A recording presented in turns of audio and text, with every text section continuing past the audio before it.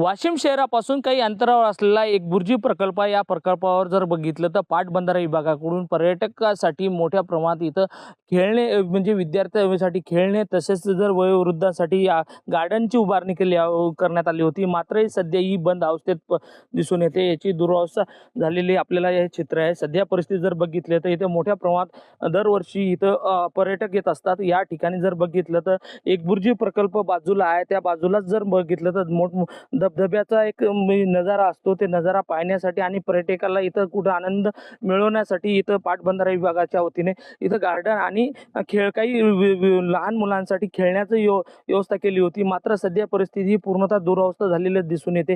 त्यामुळे या नेमकंच याच्याकडे मागील 2 वर्षापासून दुर्लक्ष होत असल्याचं चित्र आहे। सध्या परिस्थिती जर बघितलं तर बंद अवस्थेत आहे।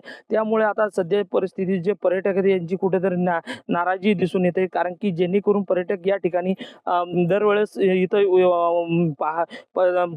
एक बुर्जी प्रकल्पाला पाहणी करण्यासाठी येतात, तसेच धबधब्याला भेटी देण्यासाठी येतात आणि त्या वेळेस हे जे बघितलं तर इथं गार्डनची तयारी तसेच लहान मुलांसाठी खेळण्याची तयारी जी आहे इथं खेळत होते। मात्र सध्या परिस्थितीची दुरावस्था बघून सगळं हे पूर्ण बंद अवस्थेत असल्याचं चित्र आहे। त्यामुळे आता नेमकं याकडे कधी लक्ष देण्यात येणार आणि हे कधी दुरुस्ती करण्यात येणार आणि याचं पुन्हा या पर्यटकासाठी कधी सेवेत येणार हे आपल्याला बघावं लागणार आहे। कॅमेरामन सचिन राणेसह विठ्ठल देशमुख, TV9 मराठी, वाशिम।